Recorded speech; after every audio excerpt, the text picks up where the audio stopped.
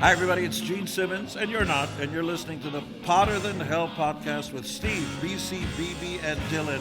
But you knew that, didn't you? Ladies and gentlemen, welcome to the Potter Than Hell podcast. This is your last stop on the crazy train of hard rock and heavy metal. So sit back, buckle in, and hang on. Here we go.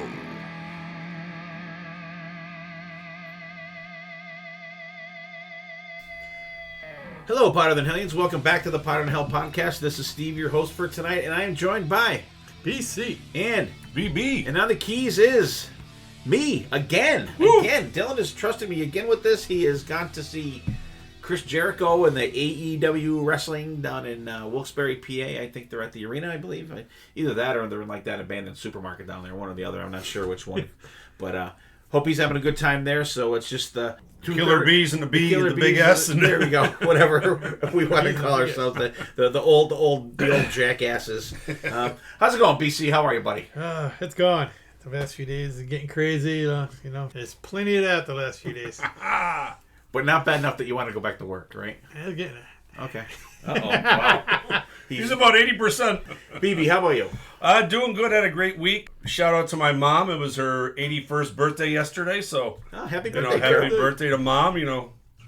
Putting up with my baloney for all these years. She's pretty close to sainthood, and my father, of course. I was just gonna say, Aaron, yeah. She's already in sainthood.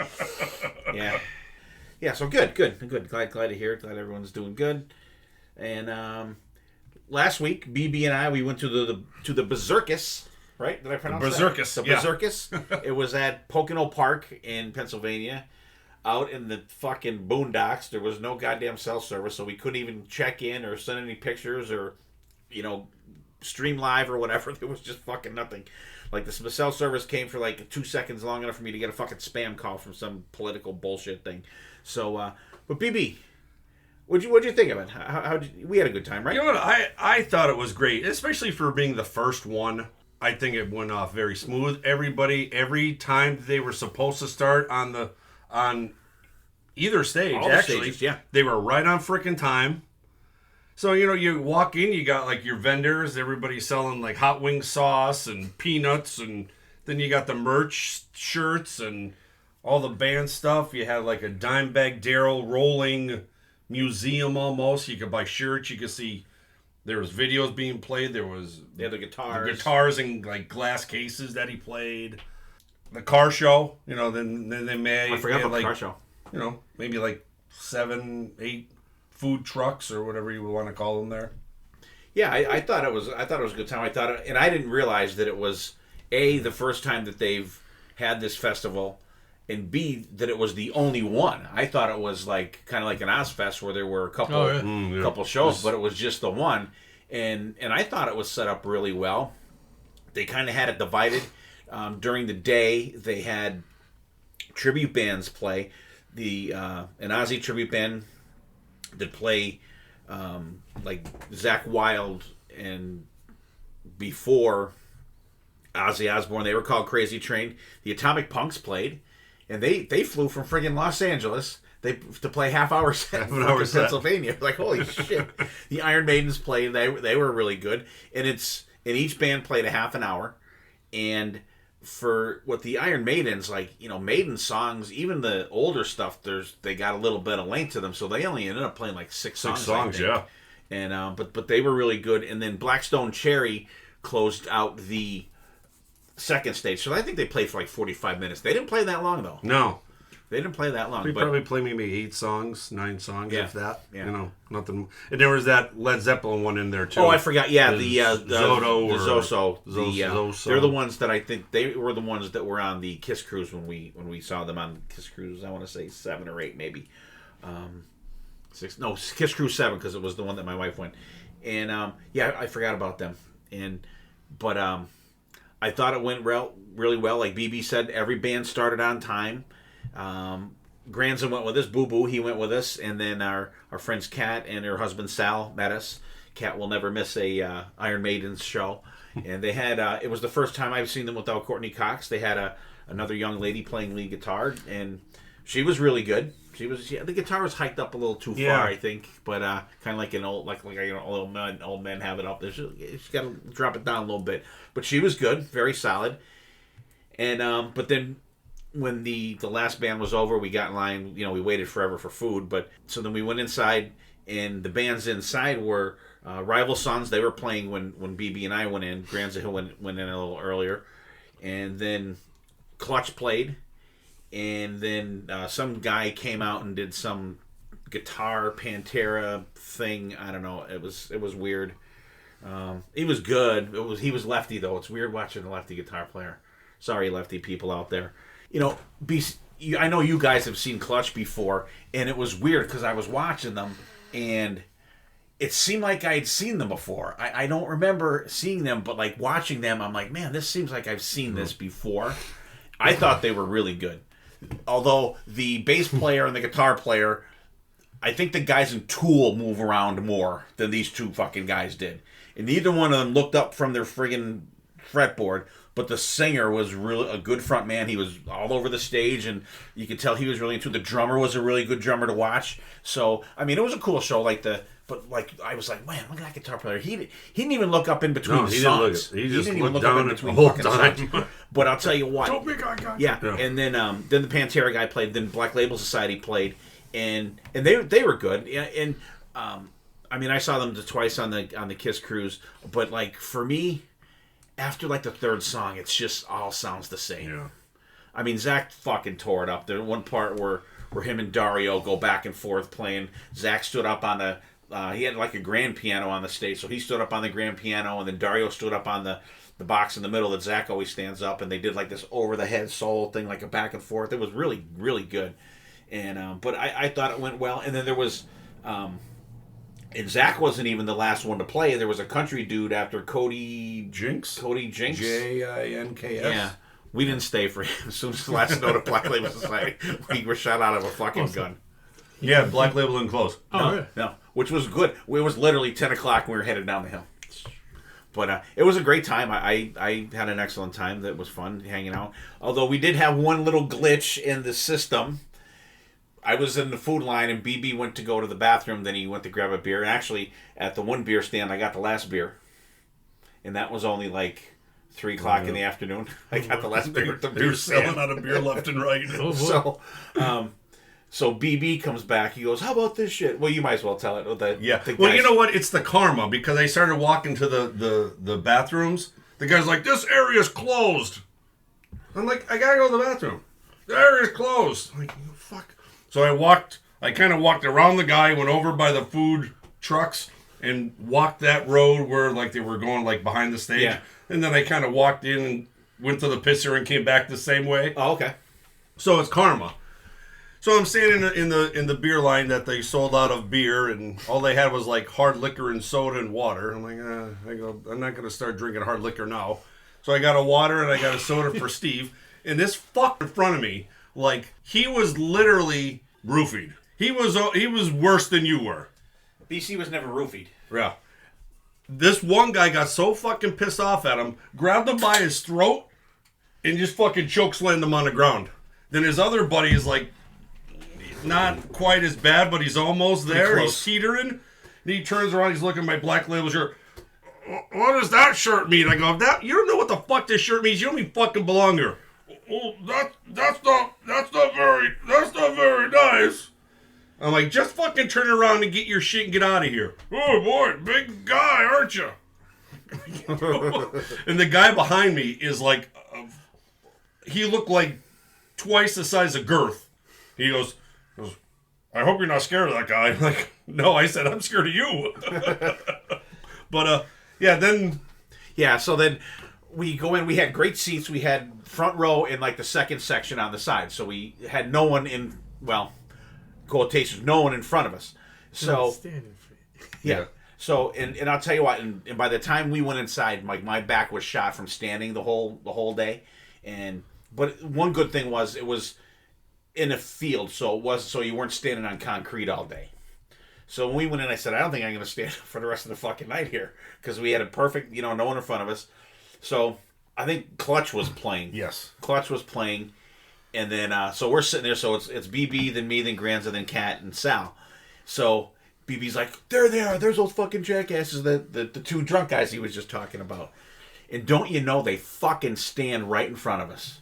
Now, he's like, just like right at my, like, right foot. And I can see him start to bob like he's going to throw up. And I'm kicking him. I'm like, go fucking throw up somewhere else. Get the fuck out of here. And then so the security guard must have saw him getting ready to throw up. So he kicks the garbage can over in front of him. He starts throwing up. Everyone bails out of their fucking seats. And I'm like, get him the fuck out of here. We're like freaking the fuck out. So then he's still standing there. So I went to one of the guards and I'm like, you guys need to go. That guy's fucking throwing up and he's made us leave our seats and everything. So they took him out to the, I don't know, the medical thing or whatever. But it was like, you know, like of all places, it has to be that same jackass that BB. See, that's what happens when you piss when you're not supposed to, BB. But like, it was the only glitch in the thing. But I mean, I'm literally kicking this guy in his back. I'm like, get the fuck out of here! And he's just idiots. But it was good. It was cool. And I, like I said, I didn't realize it was the first time for that. And I thought it went off. I thought it went off great. Yeah. So hopefully, you know, they kind of keep doing it. You know, it would be cool if they did it in the same spot, but maybe got a little Wi-Fi or something. Yeah, I know. Get some kind of tower or truck in there. But I mean, it's literally in the middle of nowhere. We had no way. So like if, you know, say, you know, God forbid someone got hurt or something like that, you wouldn't be calling anybody, let anybody know until you got the hell out of there. Yeah. But it was good. It was run really well. It really was. And I was especially impressed with how the bands came on time. Everybody was on time, like to the friggin' minute. Because I showed him when the Iron Maidens came on, they were supposed to come on like at 4:15 or 4:30 like that. And they come out, they hit the first note, and it literally just turned to the exact time they were supposed to play.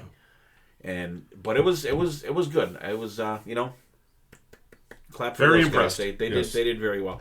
And this Friday, BC and I and Grands and the gang, BB's sitting this one out, and we're going to see KK's Priest and Accept with Richie and Steve K and the whole gang that usually goes to them, and Berto's going too. So we're gonna have a good time with that. We'll report back on that show. And so last week we did our graduation year playlist. Was all of us were there, right? Yeah. Yeah, actually, we were all there, and it was with Sonny and Jen. Sonny and Jen. We had a good. It was fun. It's always fun having those guys on. So if you haven't checked that out, check that one out yet.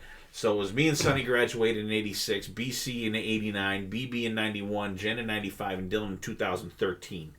So that gap between Jen and Dylan was like, wow, it's just like crazy how the music changed, and it was funny too because Dylan's list was all like Bull for My Valentine and shit like that, and then like boom, Winery Dogs. It was like which one of these doesn't fit? You know, it was like totally different vibe for that, but it was cool.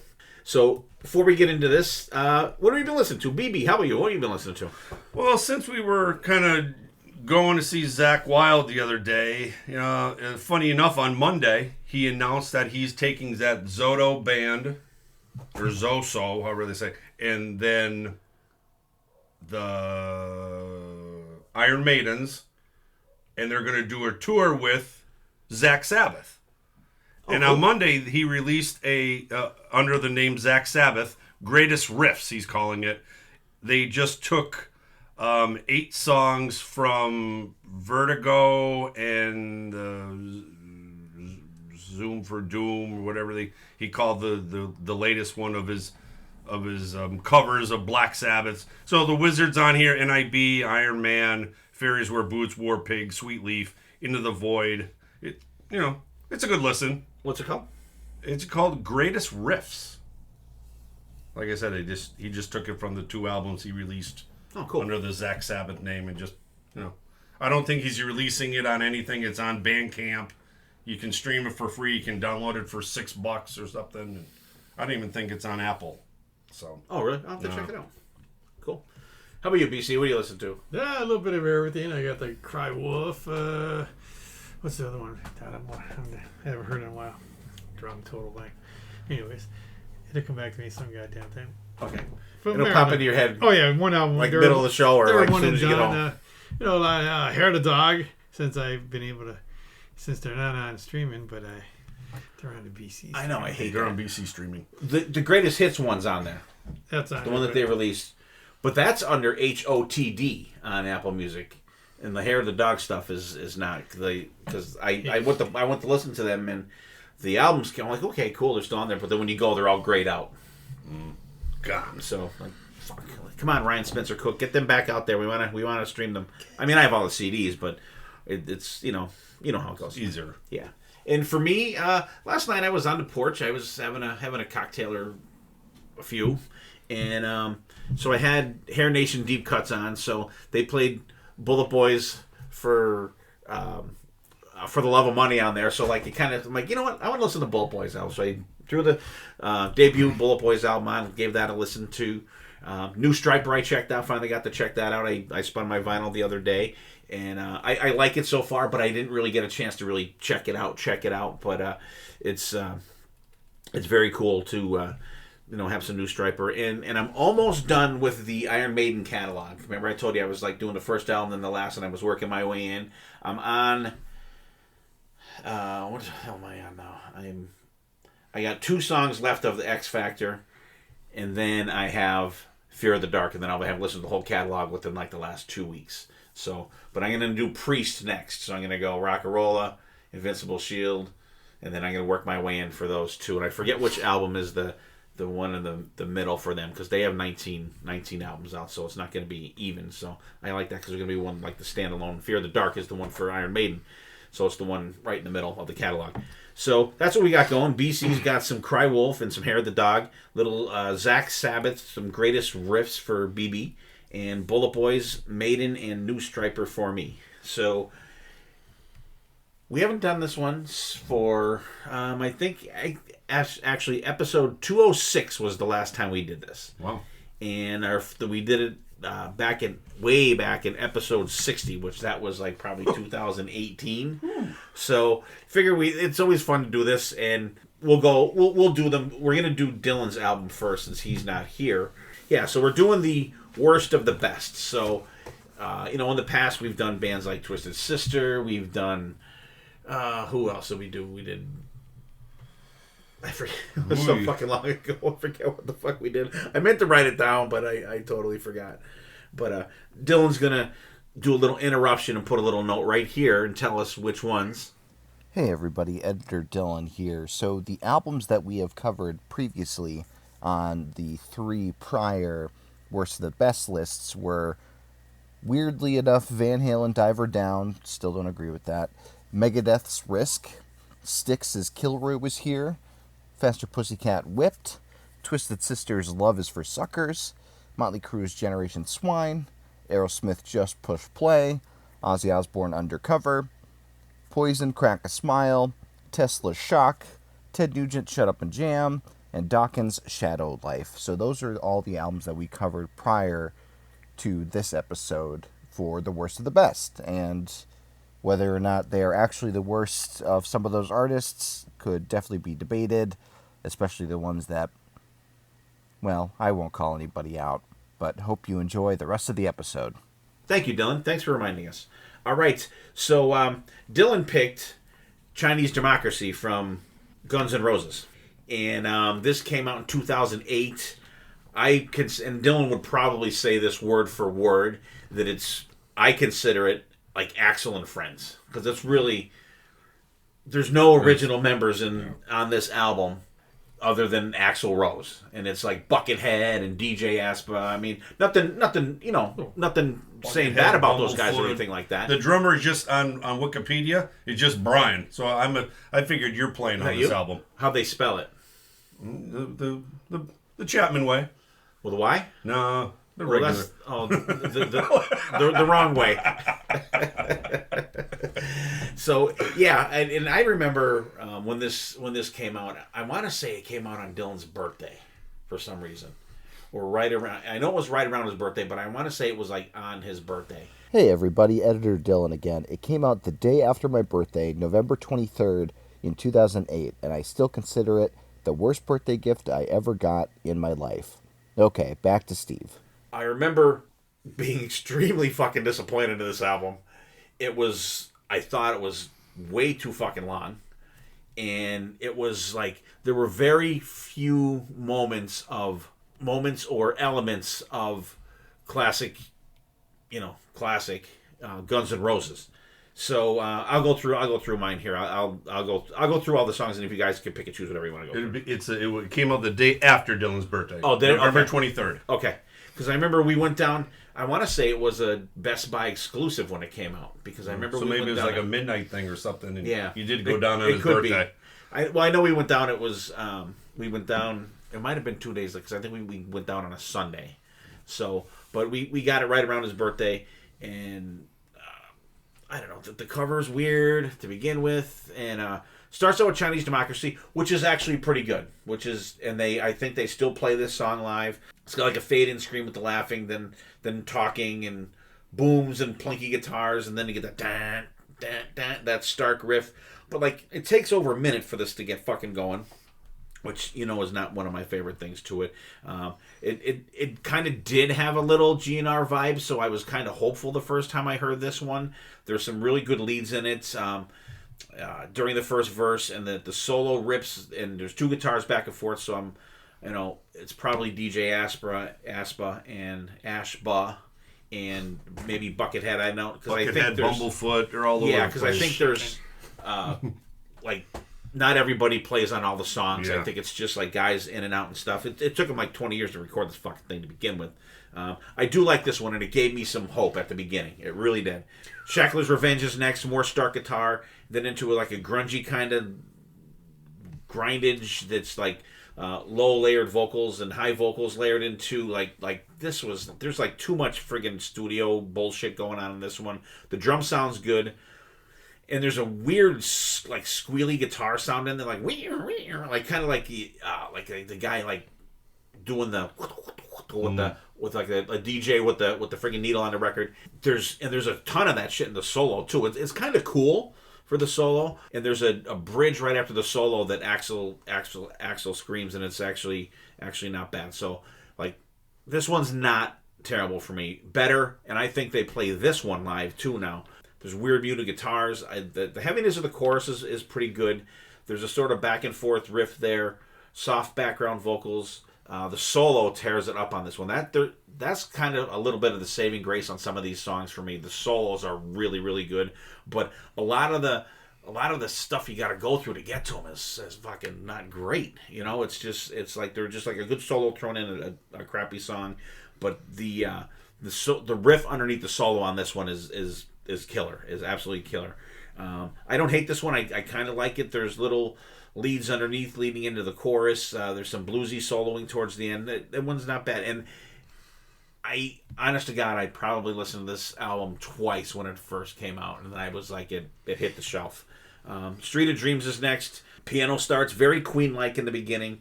It has this kind of a November Rain feel to me. But like at the beginning, Axl's vocals don't even fucking sound like him. It sounds like someone else singing. I don't. Maybe it is. I don't know. Or he's just doing some weird voice. But when he gets higher, you can tell it's Axl. Picks up a little bit. There's some melodic leads. There's orchestration in this one. There's the solo rips in this one too, and it's way up in the mix. It's like you're almost like it's one of them if you're just kind of bobbing along, and the solo comes in like the volume change like shoots your eyes open, gives you the where's the cheese I don't mind this one. This one it's kind of surprising me, so I don't know if it just didn't hit me fantastic when I first listened to it. In This World, there's like some flamenco guitar in there in the beginning. And I like the feel of this one too. There's some heavy guitar that comes in that makes me like it even a little bit more. I actually like Axl's vocals on this one. The drumming on this one is very good.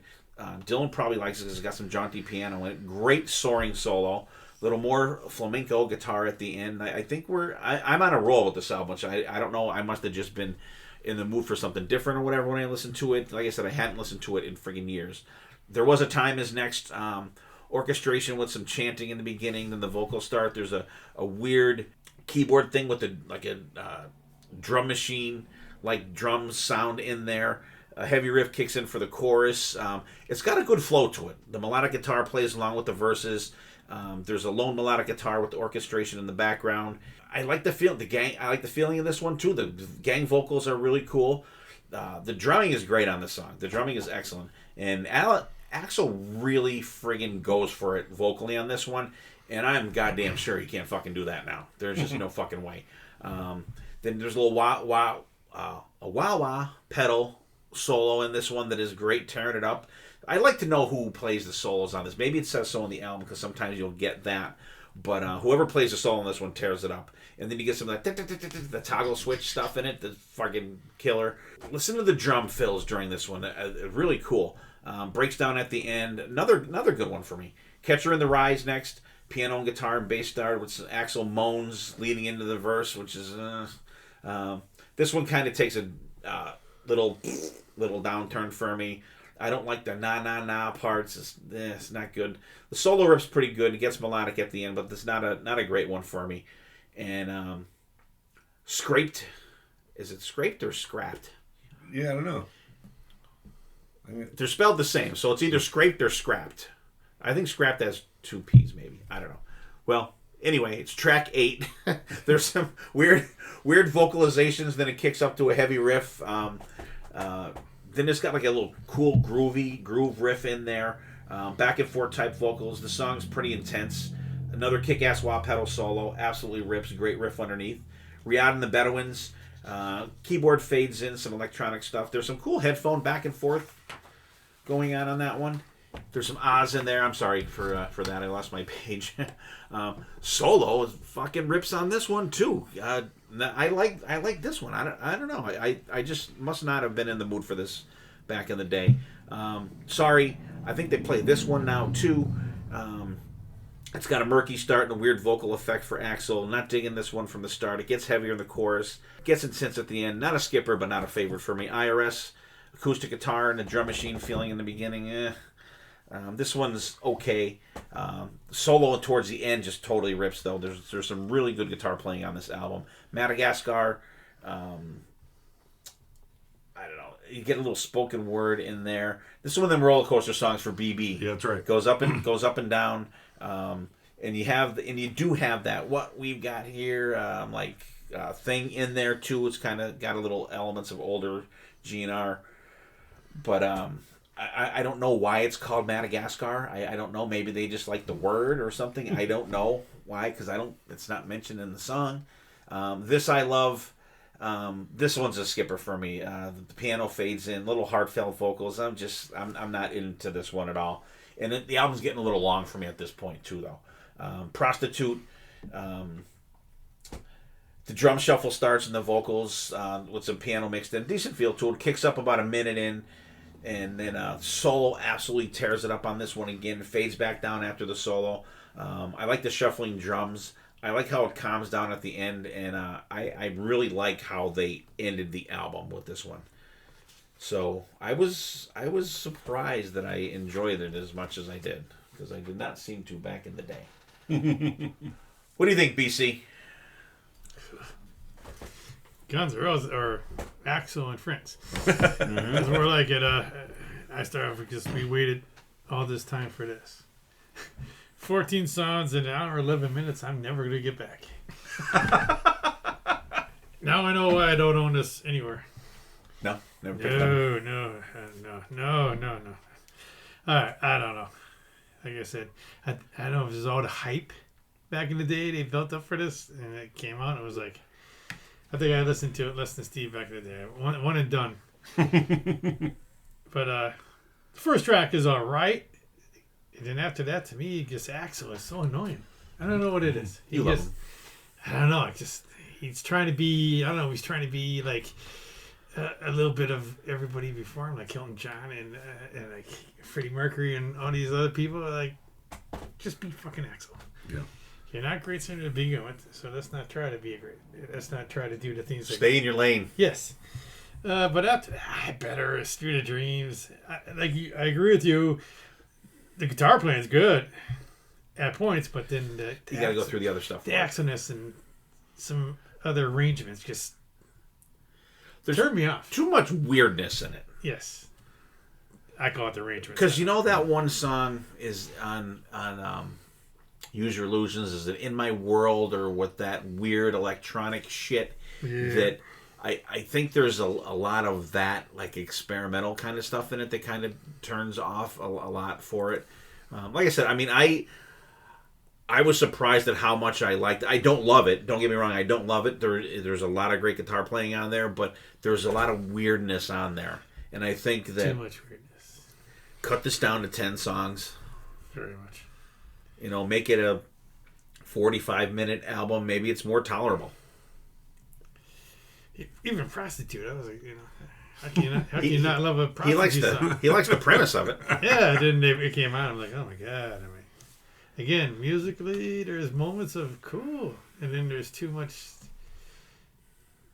weirdness arranger. But his whatever he's trying to sing like turns me off. What do you got? I'm kind of in the same boat as you. I've always said this on this podcast. This album, to me, it's like Van Halen 3. It's not as bad to me that everybody puts it out to be, but exactly what you said. It's a little too long. A lot of the songs have some too much stuff in there that it takes a little bit to get to. I'll talk about a couple of them songs in there. And, it's a 45-minute album, just like Use Your Illusion 1 and 2.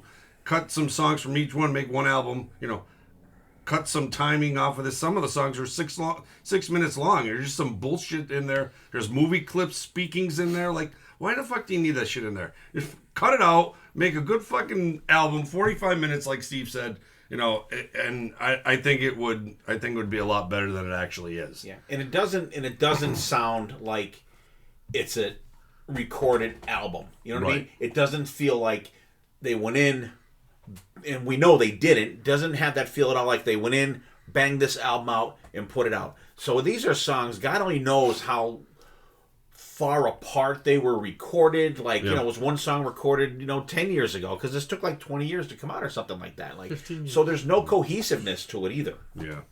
So Chinese Democracy, I think it's a great opener. There's a lot of drums. Bumblefoot's playing on this is great. There's even sprinkles I put Tom Morello's wah-wah pedal in there. You were kind of talking about the same thing in there. Has that Tom Morello wah-wah little feel to it. Axl's vocals sound great on this one. Big musically boom ending. Absolutely love that opening track. Shackler's Revenge. GNR's attempt, at least in my eyes, to sound like a little Nine Inch Nails-ish. Maybe like kind of Sign of the Times, 2008. But there's some crazy guitar tapping in there that is really, really good towards the end of the song. And I have not too bad, 2 for 2 here. Song number 3, Better. This is kind of a GNR toe tapper. Has a building element to it. Parts of Axl's screaming vocals really work in the song. The guitar work, once again, is amazing. But it also has an industrial rock sound to it in parts and melodic parts in others. So that's almost like you were kind of saying, like, stick to a sound. Like, don't go, halfway to the solo and sound industrial, then end it melodically. Like you're all over the place on that. Song number 4, Sweet Street of Dreams. Very theatrical deliverance, I think, in Axl's vocals on this one. It also has a very early Axl vocal sound as well. It's almost like November Rain 2.5 here. Piano, a little orchestra. Almost like very Elton John-ish. If he gets a writing credit on this one, I don't know, but for what it wasn't a bad song. Song number 5, If the World. It has a 70s rock funk to it, some jazzy drumming in there. Then it turns to almost like a techno sound with darker distorted guitar funk sound, and the outro solo. It's all over the place, but I kind of dig it. Song number 6. There Was a Time. If they cut the first 3 minutes off of this song in the beginning, the song would work a lot better. Great guitar playing behind the orchestra. Axl's vocals are great in this one once again. The sound wouldn't be so busy if they would cut the music clips out of it. And they said it almost sounds like a music advertisement. Song number 7, Catcher in the Rye. Ballady roller coaster. There's piano, soft piano in parts. Then a crazy off-the-charts guitar playing in other parts. Another song you could probably cut 3 minutes off of. Scrapped, we'll call it. I think Scrapped has 2 pieces. Okay. This is kind of like a straightforward rocker compared to a lot of the other stuff on the album. I kind of like it. Song number 9, Raiding the Bedouins. Great song. Has a GNR Foundation sound with a sprinkle of funk in there. More layered keyboards behind the solo. I think this one is the best vocal deliverance that Axl has on the album. Song number 10 is Sorry. It has like a psychedelic sound into it. Then it kind of kicks into something a little bit more heavier. There's some actual band harmonies in this one for a change. Funky guitar solo. Just too long of a song. IRS. This is also has an old school GNR sound. The solo is absolutely fucking sick bananas in this one. Madagascar, a decent song. It just, once again, I think this is the song that has the movie clips in it that you can cut a minute off of the middle of this one. 13, This I Love, another piano November Rain try, but fuck, that solo is fucking unbelievable in this one. And then it closes out with Prostitute, big musical ending track with some great guitar and piano layered parts once again. Axl's vocals are great in this one also. Another song which absolutely crazy, amazing guitar work. And then they said, not as bad as everybody thinks. Not as bad as BC thinks. They're going to fight afterwards. Yeah. Right in my front yard. Beat the shit out of one another. All right. So the next album we got coming up, BC picked this one. And tell us what it is, BC, and all about it. All right, and the brutalness continues. That's why we do it. LA Guns. I picked LA Guns at Waking the Dead. It was released in August of 2002. It was produced by Andy Johns. It was the last album to feature Tracy Guns till they reunited in 2017-ish. And first one to have this Andy Hamilton on bass and keys. Right there's a red flag there. LA Guns and keys. In my book, sorry. To me, they don't go together. But anyways, the opening track is the title track, Waking the Dead. It opens with a heavy riff, not very LA Guns type of sound, I don't think. Phil is screaming, which Phil is not really a screamer. Like, not Cookie Monster scream, but kind of screaming. But the solo's good, and I mean, it's Tracy Guns, so how can you...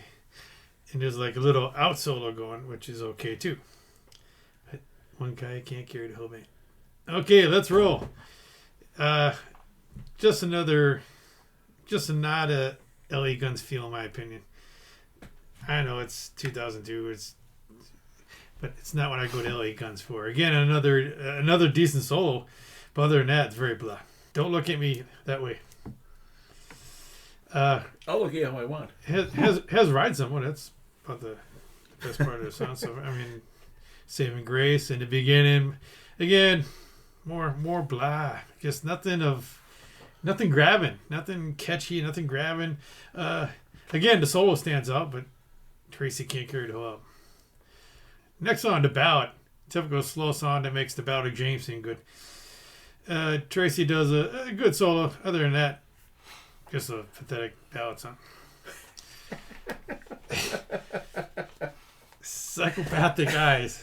This is an upbeat tune that wasn't too bad. I mean, he's a little, nothing really catching, but at least it had a little bit of LA Guns feel. And the guitar solos on this album are good. Everything else, not so much. Next track, Revolution. Another okay song at best. Even the solo was not too exciting in this one. Next song, Frequency. Another blah song. Nothing catchy at all. Next one's Hellraiser's Ball. Finally, a LA Guns feel song to me. This is the standout on the album. Catchy. Tracy tears it up. I mean, this is my highlight of the album. City of Angels. Then we go back to blah guns I have done. The chorus sounds like they're saying blah, blah, blah. Listen to it. Tell me that. Another decent solo on the track. Don't You Cry. I was already crying well before this song came out. Not a strong closing song. Short, decent solo, but other than that, it's just music. Don't get me wrong, I'm an LA Guns fan, but many reviews said this is better than their first two albums, which I think these people that said this must be smoking fucking Did crack. they interview them at the rehab or what? I don't know. Out of Better than the first two? but I've read 3 different ones that said this ranks up there and better than the first 2 albums. I'm going. But you know what? I think the one was written by Gertrude Guns, Tracy's mom, It must have been. But and Bertha Lewis. there was a ranking of all the LA Guns albums, and this one came in 9th out of 15 albums. So must be enough people out there that like it. I'm not one of them. BB, what do you think? All right, mine are a little bit different order than yours. Yeah, my track listing is different too. Yeah, I don't know why, but this is another album.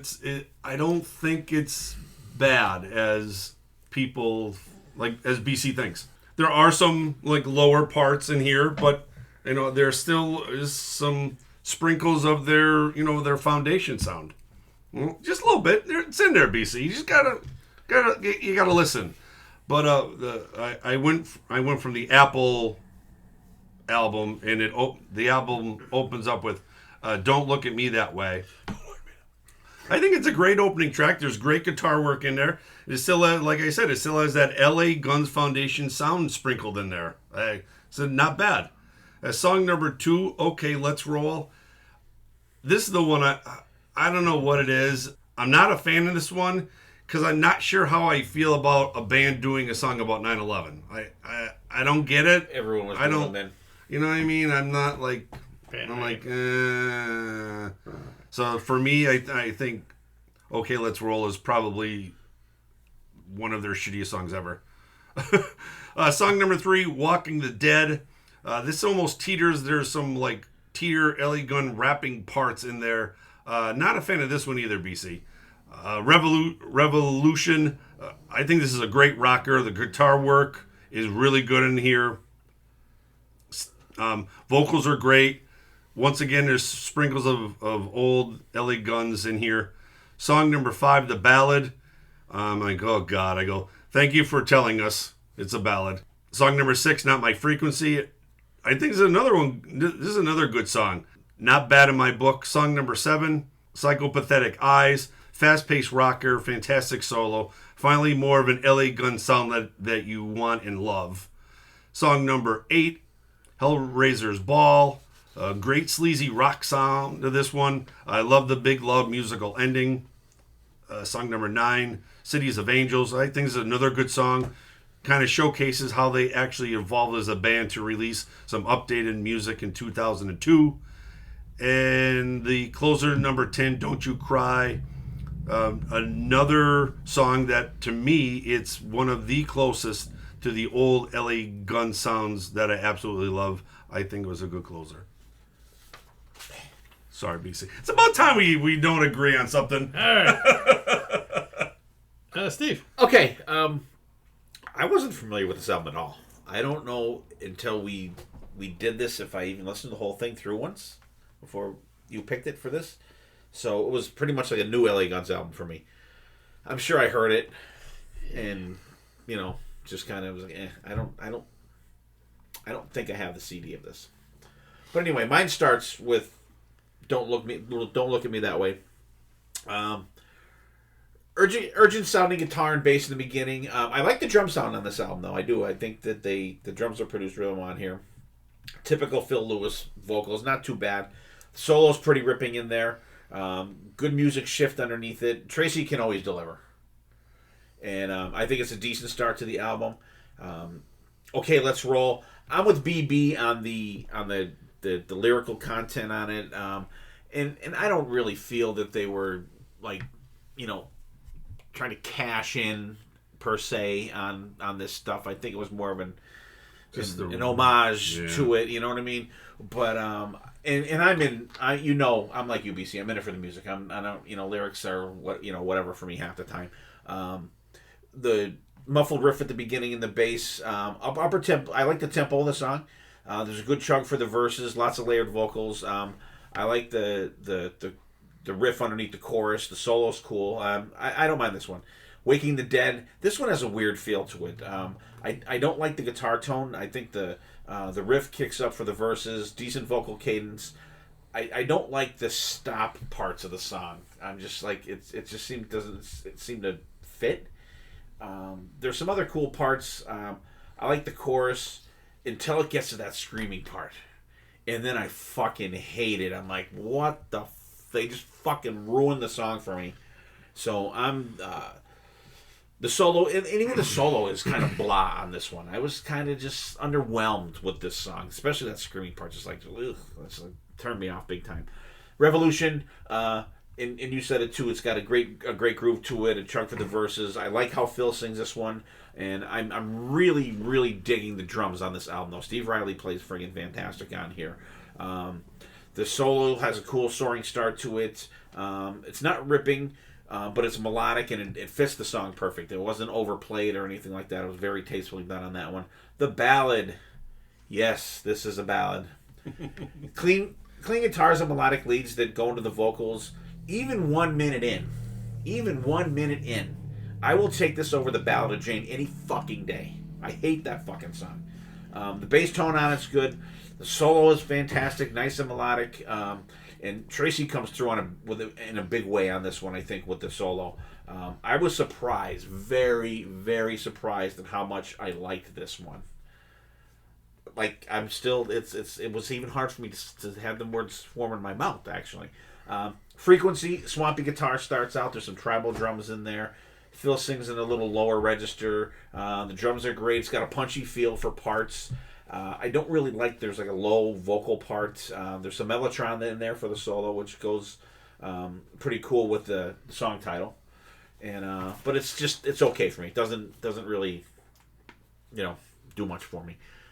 Psychopathic Eyes, short, fast rocker, fast tempo. It's got a little punk feel to it, I think. Takeoff type solo that goes into ripping, and back and forth. There's the cool harmonic part at the end. Great rockin' song. I think the song kicked ass. Hellraiser's Ball. I like the feel of this one. It's got a good groove. It's got a little choppy riffing in there. Killer wah pedal solo from Tracy on this one. And he's the MVP on this album for me. He's absolutely friggin' ripping off some friggin' killer solos on here. City of Angels got like a pop feel to it for me. It's kind of doesn't feel like it fits on the album. I like it, but it doesn't. I don't know. It seems maybe a little crappy for them or something like that. But it's and it's a different guitar solo tone for the guitar solo. It kind of sounds like he plays it on like a Telecaster with no effects on it at all. It's almost like a country solo. Totally different feel for him, I think, on this solo. It was just kind of weird for me. Don't You Cry. I really thought this was going to be a fucking ballad. I really thought. I'm like, don't even tell me everything in it, because what I'll do is I'll write down the song titles, and then I'll type them on my page, and I'm like, this is going to be a fucking ballad. This is going to be a suck way to end this album. But song not even close. Song fucking great. Good head bobber, fantastic chorus. The solo's killer. I think it's a good album ender. And like I said, I wasn't extremely familiar with this album, but there were some really good parts and some really shitty parts. And Tracy Gunn left the band after this. So what's that? Yeah. Said I'm out. This fucking blows. All right, so there's the first two. But before we get to the gem song, I totally forgot. BC, you went to see Megadeth last week. How was that? Tell us about it. I saw the shirt. I'm like, shit, we forgot to fucking talk about that. Yeah, Megadeth. Bethel Woods. Two bands opening up. We didn't go in for it. We didn't go in for All That Remains. They sounded good. A lot of people were there for All That Remains. Mudvayne. Brutal. I felt like something. I said, this is heard they were brutal. I heard they were. I don't like them. I was like, I thought they had the makeup. They do the masks shit, and but shit or whatever. like the drummer was good. The other, it was bad. And for me to say, it was really, really bad. Really bad. And the lead guy was fucking, the vocalist was like very horrible. I could have got up there and probably did better. That's how bad he was. Yeah. I was like, I kept going to Grant's. I said, holy fuck, this guy's brutal. Yeah, he said he didn't enjoy them either. No, some people did. Everybody has that cup of tea, I guess. You like what you like, but Yeah. You like what you like, but nah, this was not me. But Megadeth came out, you know, cool stage. I mean, they always have the, yeah. you know, the Minzo flying around, Mustaine. They did my favorite song, Angry Again. I mean, I'm good with that. I'm telling you, it should be called Angry Still. Angry Still. The typical stuff, like the back playing. Probably about 15 songs. Sounded good. Grant's like, going, their sounds too good. I'm like, you can tell because he's not. You can tell it's live. It wasn't. Right. He's not like a Coverdale singer either. Like, No, he's not I getting mean, that high no. stuff Yeah. too.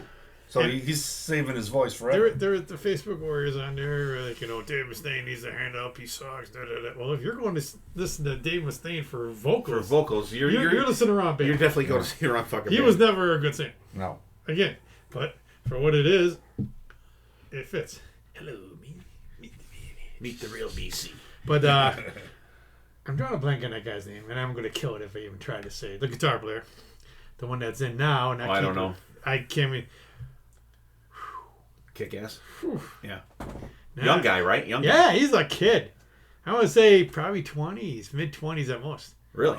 He fucking. I mean, I'm probably wrong. It's probably 98, but he tore it up, and he was, and he just started with them like halfway through this tour. So yeah, he wasn't there for the whole thing because No. Kiko went out from, Kiko had to from go out. family something or Yeah. something going on. He was handpicked by Kiko. So Kiko, you know how good he was. This guy is fucking. Wow. That's all I gotta say about the whole show. Was fucking. I just watched it. I'm like, phew. Awesome.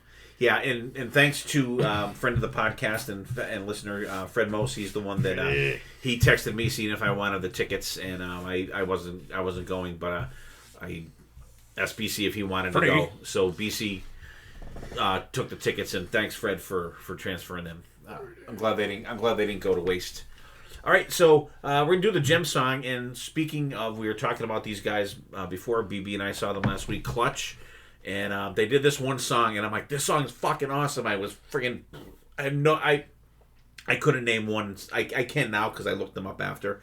But like when I saw Clutch, like I had the first song they did, X-Ray Visions. That one I knew because I have that CD, but that's the only song that I knew like the title of. So they did this one song, and it had harmonic in it and cowbell, and it's called DC Sound Attack. And check it out. It's fucking cool as fuck. Check out the cowbell part in the middle. It's fantastic. Dylan's going to play it for you right now.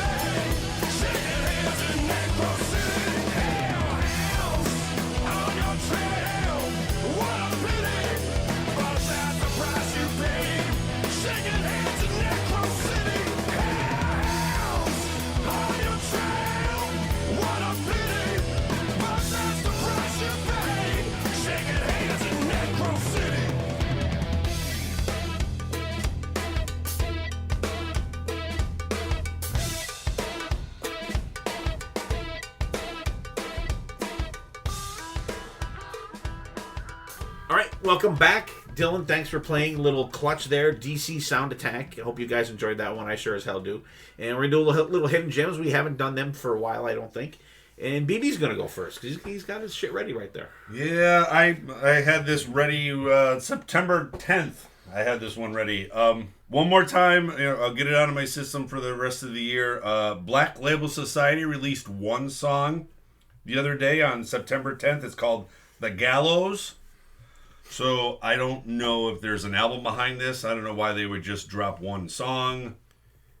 So maybe there's something in the well for these guys that are going to put something out shortly. But yeah, check it out. It's typical Black Label. Nothing crazy. They didn't play it the other night, though, did they? I don't think so.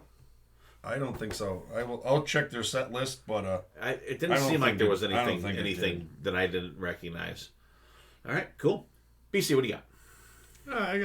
I got a band, I think, because I didn't mention it before, but these guys are known, but to me, they never got the credit they deserved. I mean, and they just came out with a new album. ZO2. I mean, they came up in a shuffle, like, oh, and then I guess canceled it out and went into just ZO2 and shuffle in. They got some great stuff. They got some really good stuff. I mean, it just seemed like, like a lot of bands, they just couldn't get that right break or whatever you want to call it out there. But I mean, then tragedy hit the band, and they were gone for some years, and then they just got back together, and they have Sean McNabb on bass, and from what I heard from the new album, very good. That's our buddy Joey Quesada there. Yeah, very cool. And for me, band we just talked about, LA Guns. They had one of those, what I like to call like an anomaly album. Came out in 1996, and no Phil Lewis in the band. They had a singer named Chris Van Dahl, and the album is called American Hardcore. And this is kind of like Motley Crue '94. Like if you put this on and said, okay, guess what band this is, I think in a million years you wouldn't guess LA Guns. It's it's called American Hardcore, and it's pretty hardcore. It's we saw the lineup live. No, we saw that lineup live. The show was, I thought the show was good, but it was so weird. The guy had like this mohawk thing, and he shaved head mohawk. Shaved head. So check out that album, American Hardcore. There's some really cool shit on there. But, like, you can't think that this is LA Guns when you listen to it. I don't know if this is a cool thing or... Yeah, he kept on doing his hand underneath his fuck off, underneath his... I don't know if that was... chin or whatever the fuck. He seemed like an angry dude. He did. But it was a cool show. It was cool to see something different. One of the 1 billion versions of LA Guns out there. So check that out. So check out for American Hardcore for me. Check out Black Label Society, new song, The Gallows, and check out the band ZO2 because they got some really great shit there. I love If You CK. I love that song. That song's fucking awesome. And they got me in trouble with the border. So. Oh, the card, right? Yeah, the Casino Logic album came with the like a deck of cards that each member had their face on a Queen of Hearts or whatever the fuck it was at the time, and I opened up the album, of course it falls out, so I just put it up in the sunglass thing or something. So we're going into Canada. And of course, BC's luck in Canada has not been great. You don't have a good track record there, BC. No.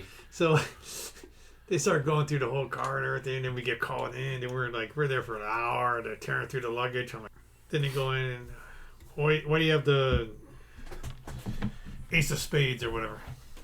And I'm like, I like Motorhead. And I'm looking at her like, what the fuck you talking about? I don't know what the fuck she's talking about, because again, I put it up there out of sight, out of mind. She's the card, and I'm like. Then the light bulb comes on. I'm like, oh, no, that's from a CD in a car. And it came inside the CD. It's a prop. Don't mean nothing. So then we got to go in this building, and they're like, okay, you're free to go. We're looking for a Brian Chapman from Jamaica. Now, anybody who knows me, I'm white. BC's almost clear. That's true. I say, not a great track record. Good thing Monsters Rock Cruise doesn't go to Canada. But we would be going back with BC. That's my ZO2 moment. Oh my god! We'll have to tell Joey that when we see him for sure. All right, so back to the albums. I'll go up next. I picked a King Diamond album called House of God, released June 20th, 2000. 51 minutes and 18 seconds long, produced by King Diamond, Andy LaRocque, and Cole Marshall. And when I picked this album, I think I picked it because it's the one I was least familiar with. And I have it on CD.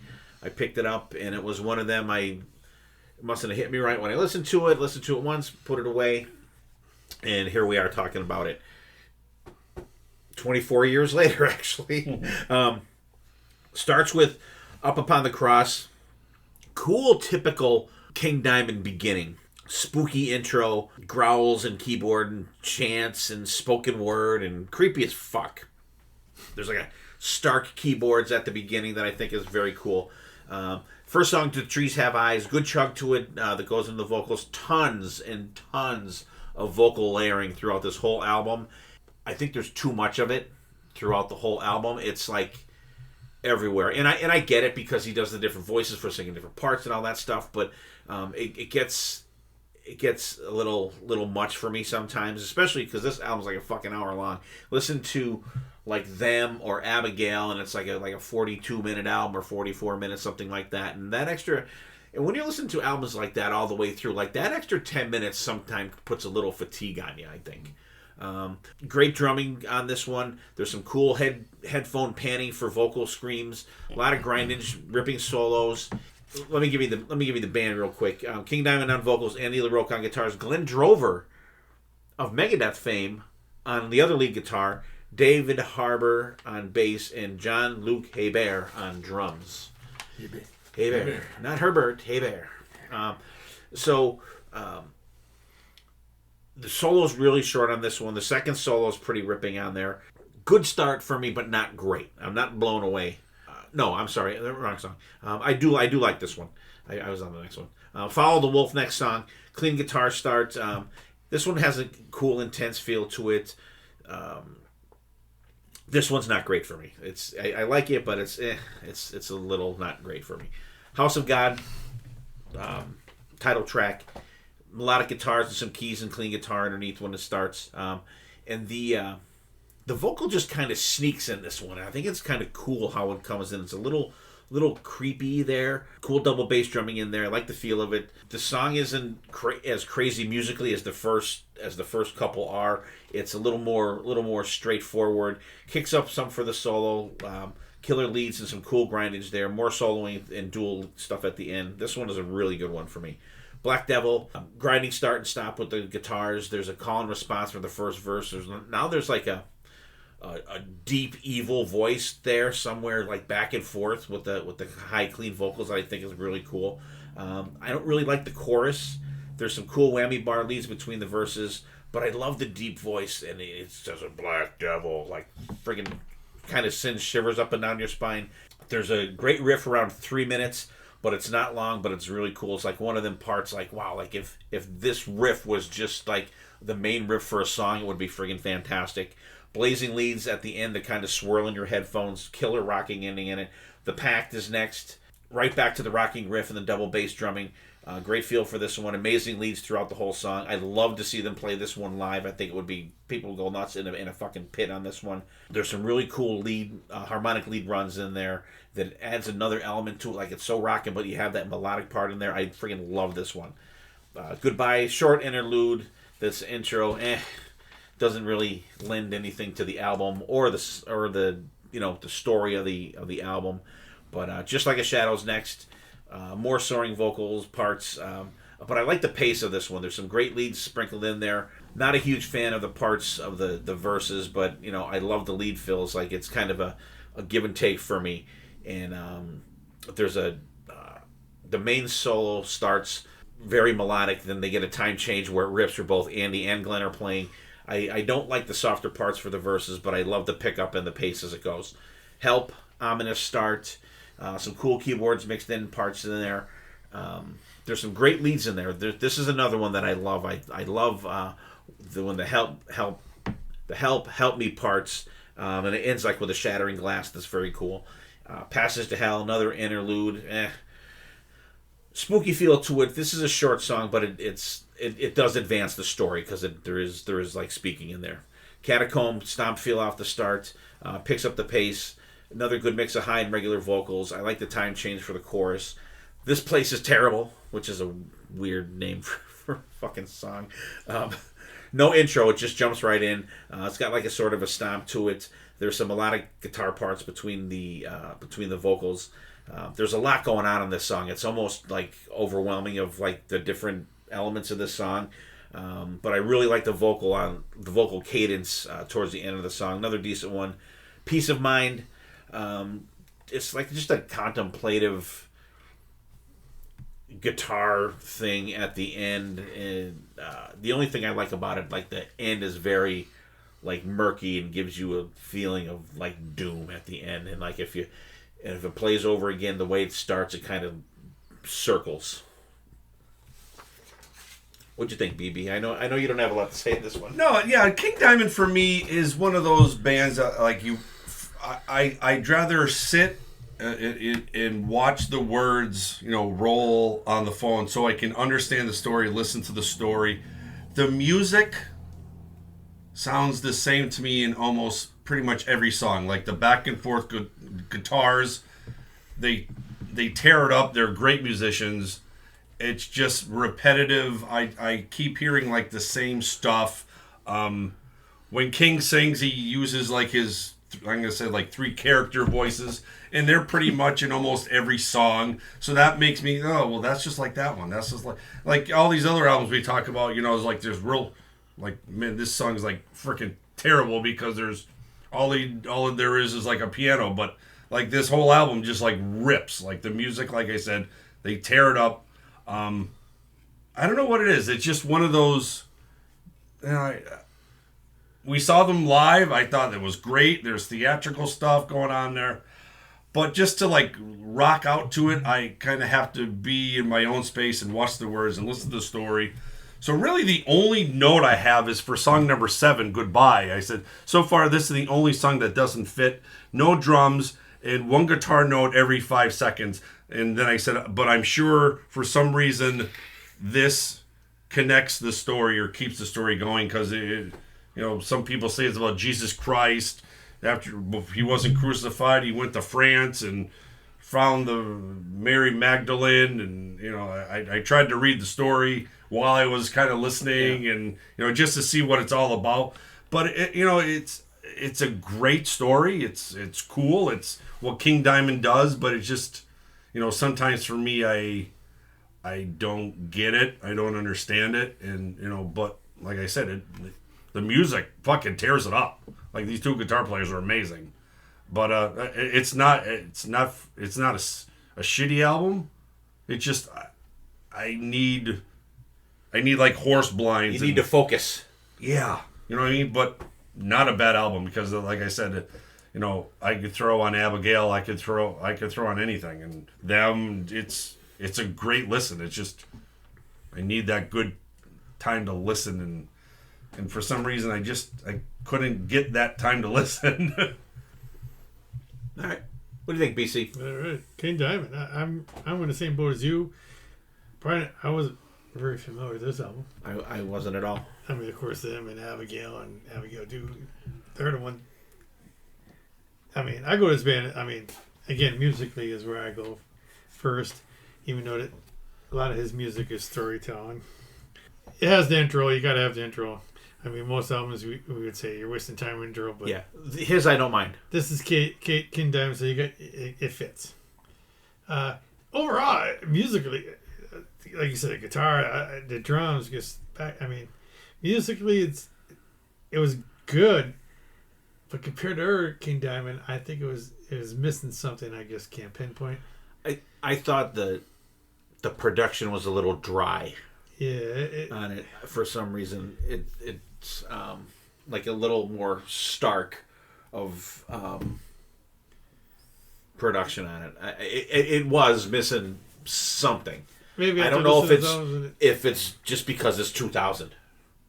I don't know. You know what I mean? I guess you hear the parts and you're waiting for it, and then you're like, it's kind of blah. That's my favorite word tonight. But no, I mean overall, I mean, again, I wasn't familiar with this album until I started listening to it. So the Trees Have Eyes is a good opening tune, had a good groove on the drums. Another standout was Just a Shadow, and like you were saying, this place is terrible. A lot going on there, but I'm a seasoned Dream Theater guy, so I was okay with it. Yeah. So there's some of the standouts. Like I said, there's a good album, just need a little bit more pepper or something, or salt. A little more spice. A little more spice in there somewhere. All right, so that's 3 of the 4. So BB's going to wrap it up with his album tonight. What'd you pick, BB? All right, I kind of, I was think when we kind of picked our albums, I was rolling around Ozzy stuff, and I just wanted to pick something like from their first, I believe their first 8 albums. I just wanted to pick an Ozzy, Black Sabbath. What one I'm not like the biggest fan of. So I went to their 7th album, Technical Ecstasy. It was released October 22nd, 1976. It's 40 minutes and 35 seconds off the Vertigo label. They actually released 2 singles from this one. One in the States and one in the Netherlands. And of course the guys on here are Ozzy, Tony Iommi, Geezer Butler, Bill Ward. The good old OG guys. And then you have an additional guy on keyboards, Gerald G's Woodruff. So it opens up the opening track with Backstreet Kids. Starts with an iconic, heavy and dark Naomi riff sound to it. Ozzy's high-pitched, loud vocals are great. Then it turns into like an easy listening rocker. About a quarter of a way through the song, the solo is great with a low keyboard underneath it. Then it goes back into a little bit burst of heaviness with an abrupt ending, which I absolutely love when they do that. You Won't Change Me, a mid-tempo lighter rocker with Ozzy saying, "What is it like to be loved?" When does Ozzy say that? The solo is off the charts, and there's an old pipe organ sound at the end of the solo, which is really, really cool. The outro solo is freaking amazing on that one. It's all right. This is the one Bill Ward takes over vocals on this one. And it's like Black Sabbath trying to sound like the Beatles. There's some woos for Wrighty, and there's some jaunty piano for Dylan. The song is just all right for me. Haha, pun intended. You get it? It's just all right, Wrighty. But it's definitely not Black Sabbath. Song number 4, Gypsy. I like the second half of this song after the solo. It has more of a darker feel to it than the slower first half of it. Another song that has layered pianos and guitar in there, which is not that bad. Another killer outro solo. Song number 5, All Moving Parts. Cool bass line throughout this one. The beat and the vocals of this song sound so familiar. It's almost like, and I even tried to like go through some Ozzy like later stuff, like solo stuff. The beat of the song, I don't know what it is. It just sounds very familiar to me. I couldn't. It just the way he delivers the vocal deliverance and the how he pronounces certain things. There's something there, but it almost sounds like has a Deep Purple disco feel to it for me. Song number 6, Rock and Roll Doctor. There's cowbell and more jaunty piano. I go, come on, this is Black Sabbath. What are you doing? Sounds to me like more like a Leonard Skinner throwaway. Ozzy's vocals are great, actually, throughout this whole song. But, after I listened to it, I thought it was actually a cover song. Song number 7, She's Gone. Acoustic guitar and violin parts. I'm like, no way, that's not what I go to Black Sabbath for. Super lame and cheesy. And then it closes with song number 8, Dirty Woman. The best song in the album. They definitely saved the best for last, especially after the solo. The song takes off. Ozzy goes into his screaming vocals with Iommi's darker riff. Another killer outro solo. Why couldn't there be more songs like Dirty Woman on the album? What'd you think of this album there, Mr. Wright? All right, Black Sabbath, Technical Ecstasy. This was always a weird album. Like, the cover is really weird. It's got, like, the blocks and futuristic, I don't even know what the fuck it is.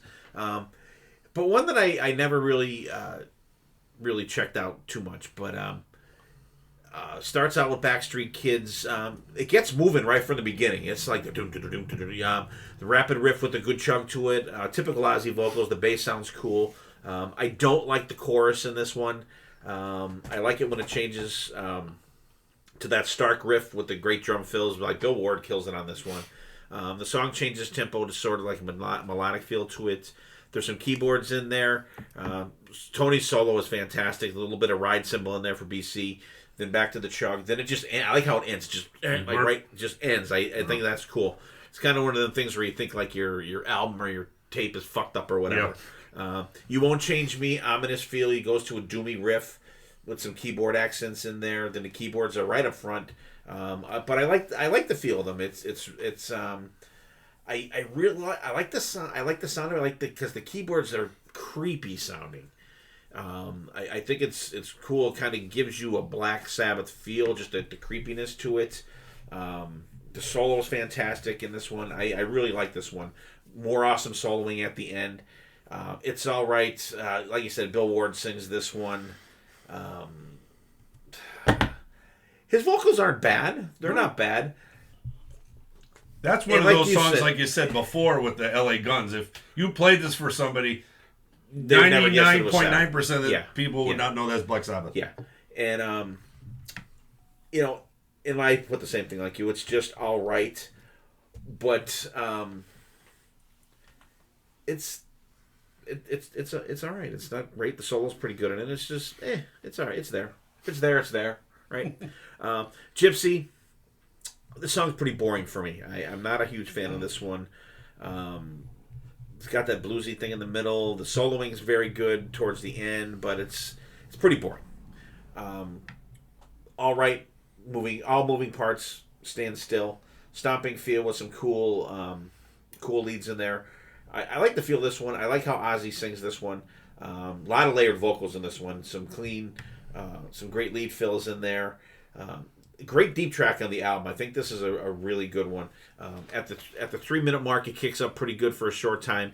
Tony pulls off some great leads at the end of the song. Not a fan of the fade out, but it's a good one.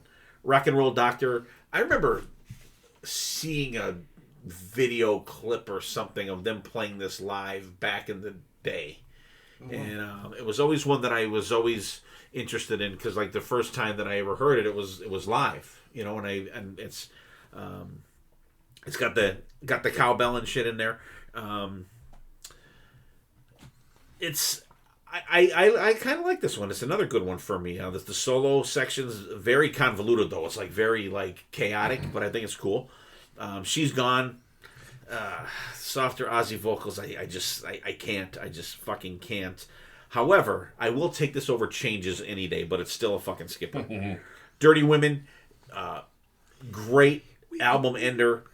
Mid-tempo start, picks up more keyboards in there, but like you get about 2/3 of the way through, there's some great soloing in there. Tony rips it up, the tempo picks up, a lot of cool wah pedal shit in there, ramps up with the double bass drumming at the end, just like friggin' kick-ass. This is the Sabbath that I want to hear. Not a whole lot of it on the album, but this one is great, and I think it was a great way to end the album. Nice. All right, BC, bring it home there, kiddo. Fucking brutal. All right. Again, when it comes to Sabbath, I was not familiar too much with this album. There's a reason why. But, overall, it's just, I don't know, it's just a so-so album. Ozzy's vocals are, I don't know, not Ozzy enough for me, I think. It's 40 minutes of nothing exciting.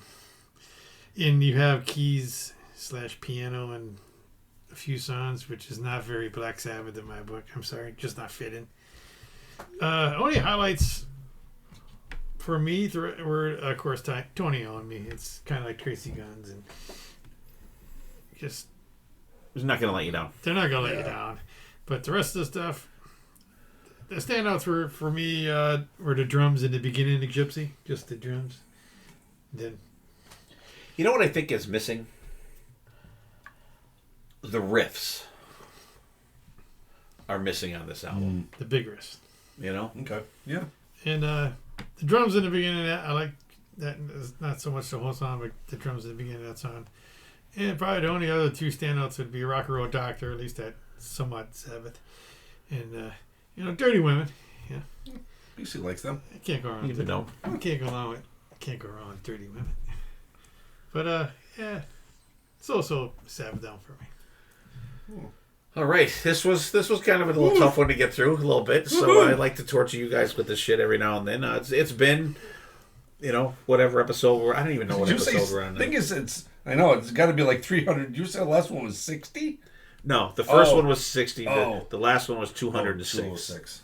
So that was Still Over 100. over 100 episodes ago. So that's like 2 years. That's like 2 years, right? He doesn't torture us that much. Yeah, that's true. No. That is true. I've been trying to take it easy on you guys lately.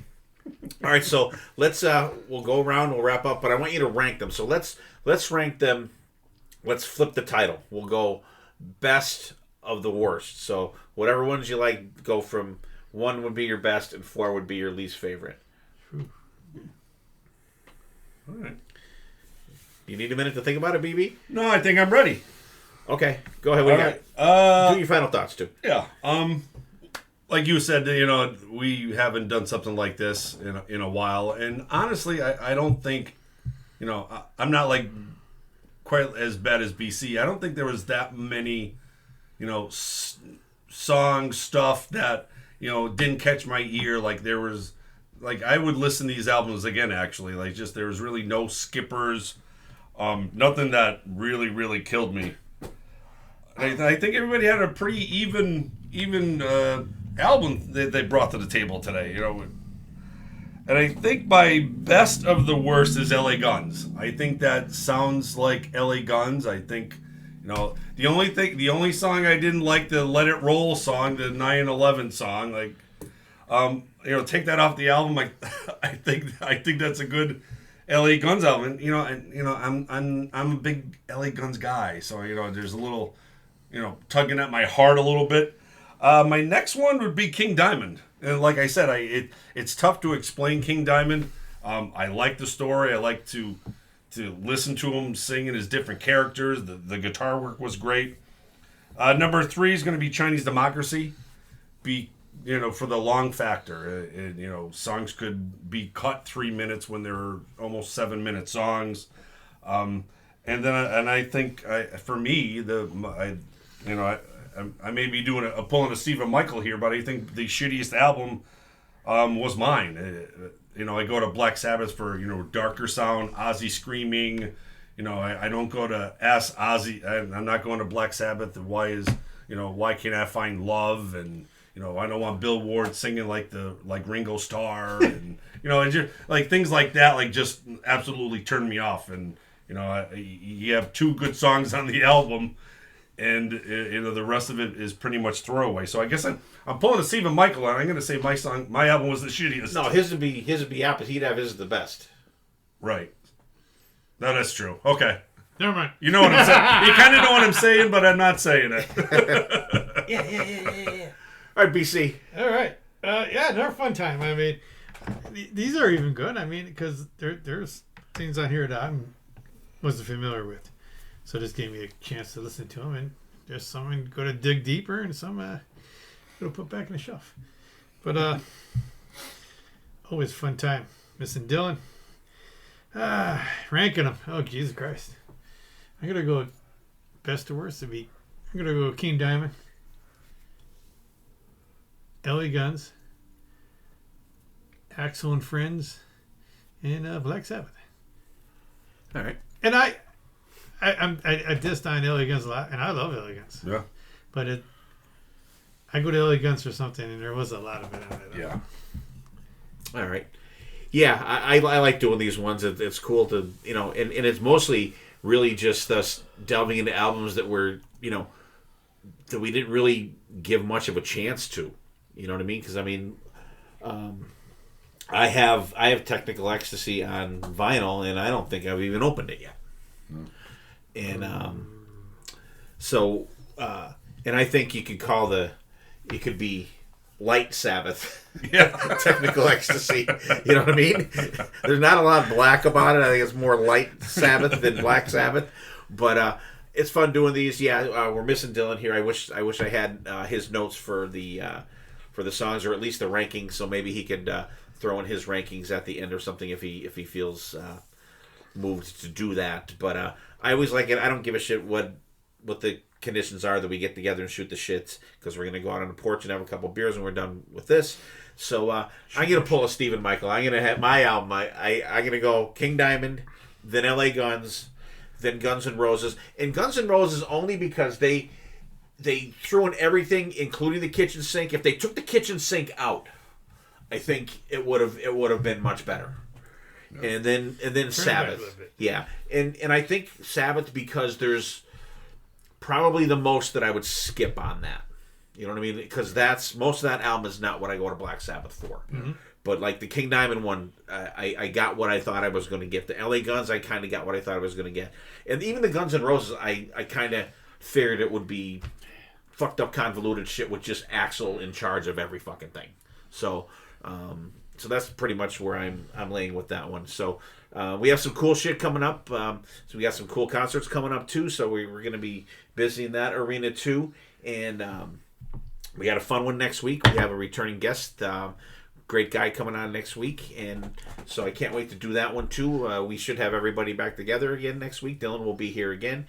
So, guys, BB, BC, thank you. Dylan, thanks for all you do. Everybody, hope everybody's had a great summer out there. Hope everybody has a great fall. Get out and see some shows, listen to some albums all the way through. Do yourself a favor, and let us know how you would rank these albums if you had them, or give us an album from a band that you think is great to have a shitty album that you don't like or not, kind of didn't give a chance to. Let us know. So with that, everybody out there, take care of yourselves, take care of each other. We will see you next time, and there absolutely will be a next time.